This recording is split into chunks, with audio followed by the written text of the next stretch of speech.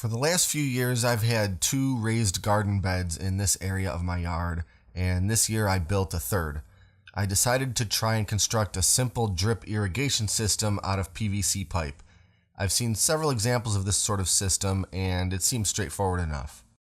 I started off by cutting and gluing all of the components for the main pipe, including the 3 offshoots and valves for the 3 garden beds.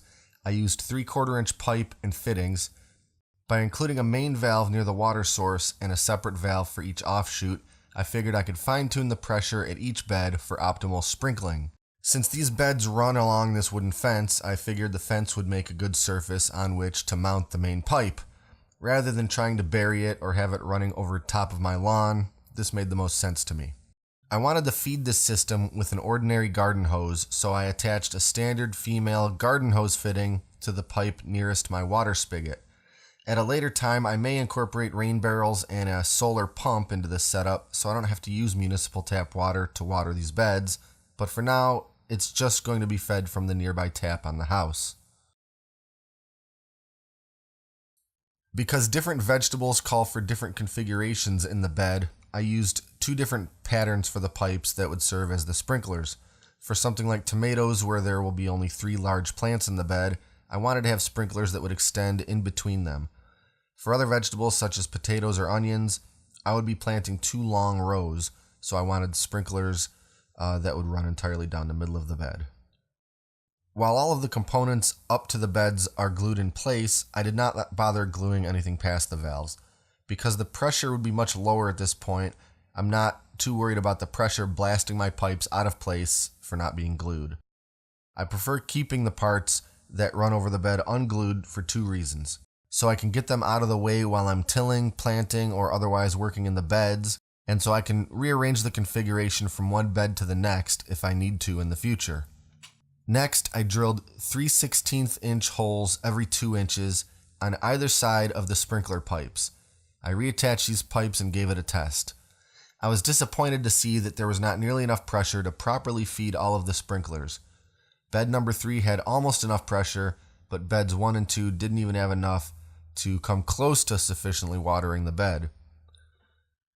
I thought about what had gone wrong, and I concluded that I went wrong in 3 ways.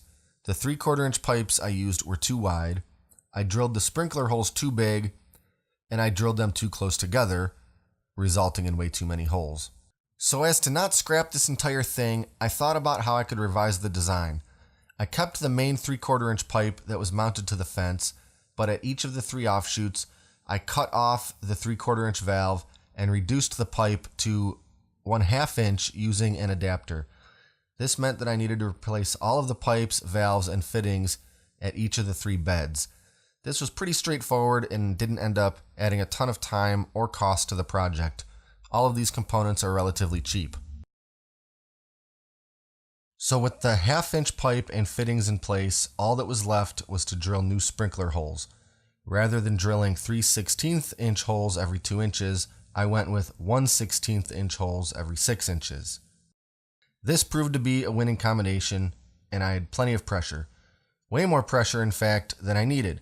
That's exactly what I'd hoped for, because then I can fine-tune the various valves until I have ideal sprinkler streams in each of the 3 beds. While I think this is going to work out fine, there is one more variation I considered trying.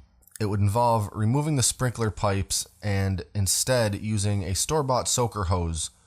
I could add a standard hose fitting near the valves at each bed and run an individual soaker hose directly from there into each bed. As long as I could snake the soaker hose around the bed in the proper configuration, this could work out pretty well.